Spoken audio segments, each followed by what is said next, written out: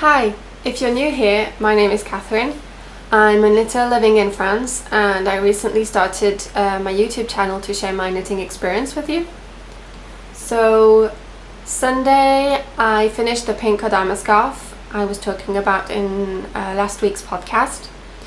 So that's pretty great because that means I have plenty of time to knit the second one before January. And so I managed to block the finished scarf yesterday and left it in front of the chimney to dry. Having a chimney makes drying block knits so easy in winter. So because I finished the scarf, that meant I had lots of time to concentrate on my Oversized Seasons Cardigan. And so I managed to knit up to the second buttonhole. So that's great. I only have one more to go and I'll be near the end of the body. I'm currently wondering if I have enough yarn to finish the cardigan.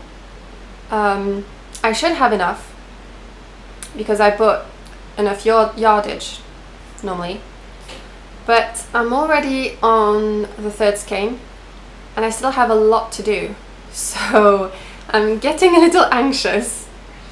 I'm wondering if I shouldn't buy an extra skein just in case, because my local yarn shop only has 1 or 2 skeins left and I think that this yarn is discontinued, so we'll have to see. Anyway, so the plan for today is to start on the second Kodama scarf. So if you haven't watched my podcast last week, I explained that I'm gift knitting 3 Kodama scarves for 3 different people. The first one is freshly blocked and I made it using this pretty pink yarn, so I don't have much left. There you go, this pretty pink yarn I bought at Knit Eat & Co in October, which is a fibre festival in Lyon, France. So the yarn is from Aitana Villa. The second Kodama scarf will be done using this lovely brown yarn from Loon, and the last one will be done using this pretty peach yarn from Irish Fairy Tale Yarns. I'm tempted to cast on some colourwork mittens too, but I don't want to have too many projects going at once because I'm never going to get anything done if I do that. So let's concentrate on the second Kodama scarf today.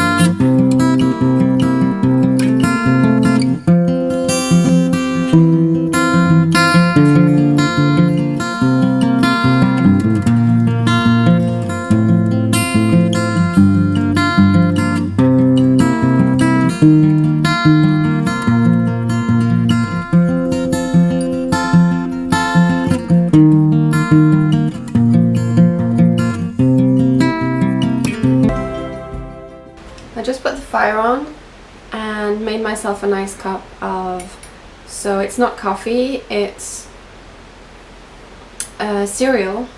I think it's cereal, and it's without caffeine, and I usually put some oat milk with it, and it's really nice.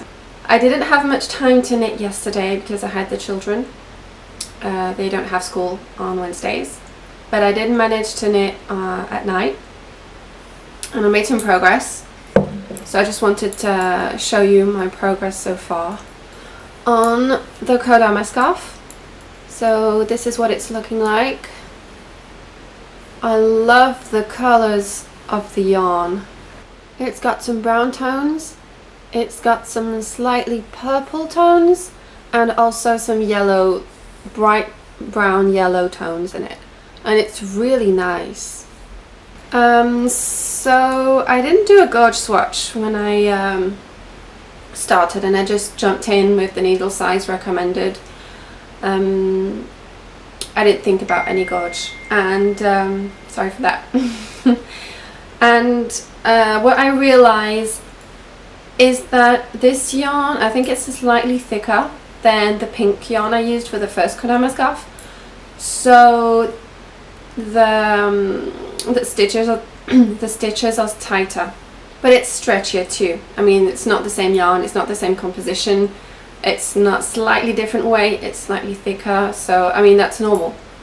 So we'll see how it knits up. If it's smaller in width than the first one, I might knit it slightly longer. I have enough to make a bigger one, just so it's not too small. So that's all I have to say for now. I'm going to continue knitting it today, and yeah, we'll see how it goes. Oh, and the pink Kodama scarf is dry, so I'll have to shoot that for you and show you how it looks all blocked up.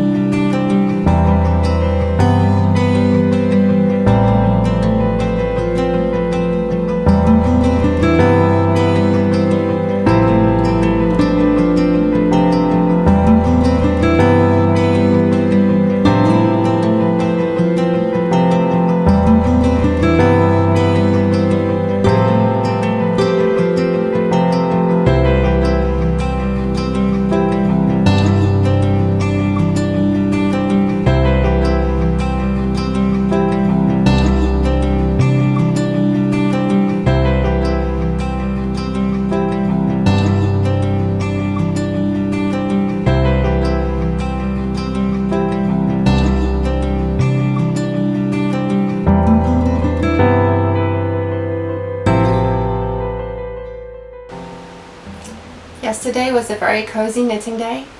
It was very cold outside, and I had the fire on almost all day.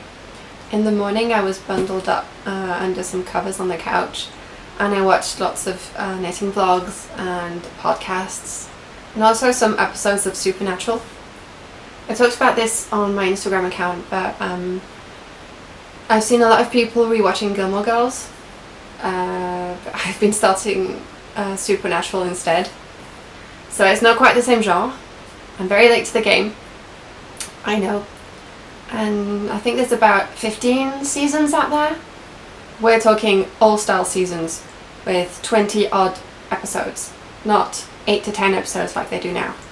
So I've got a lot of content to catch up on and to watch when I'm knitting, so that's great. I made myself a new cup of tea because the last one went cold. This one smells so nice.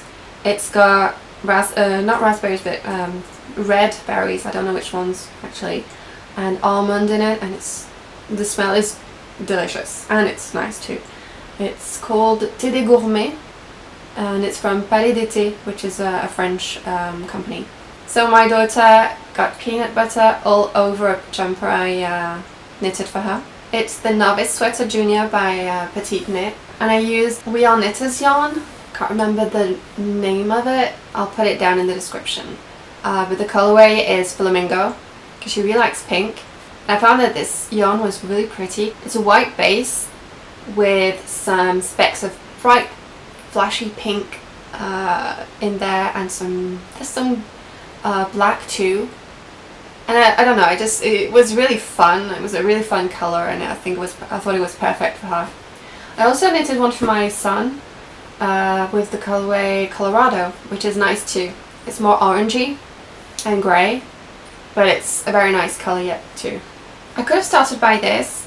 I changed location for filming because I noticed that we could hear the ventilation from our kitchen in the videos, and yeah, it's very loud and we don't really know what's wrong with it. We have to look into it, but it's a pain. So we're in my bedroom. I hope it's not too echoey. I hope you can hear me okay and that you don't have the the ventilation in the background. Today I'd like to work on something else than the Kodama scarf. First of all, because I think that you might get bored of watching me knit the same thing over and over again, and also because I'd like to do something else today for a change. I have this idea in mind to create my own clay stitch markers and paint them. I've seen lots and lots of cute stitch markers out there, but I haven't found something that I really like. And I've seen people paint on clay, and I really like what they've done, and I think that I might go towards something like that. I'll make a whole separate video talking about it and taking you through the process, so we'll talk about that another time. Yeah, I have that idea in mind, and I can't wait to start. Yesterday, while watching all the video podcasts and vlogs, I saw a lot of people talking about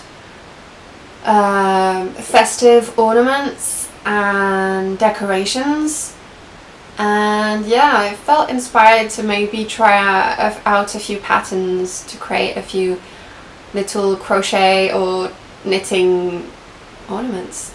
So I might do that today.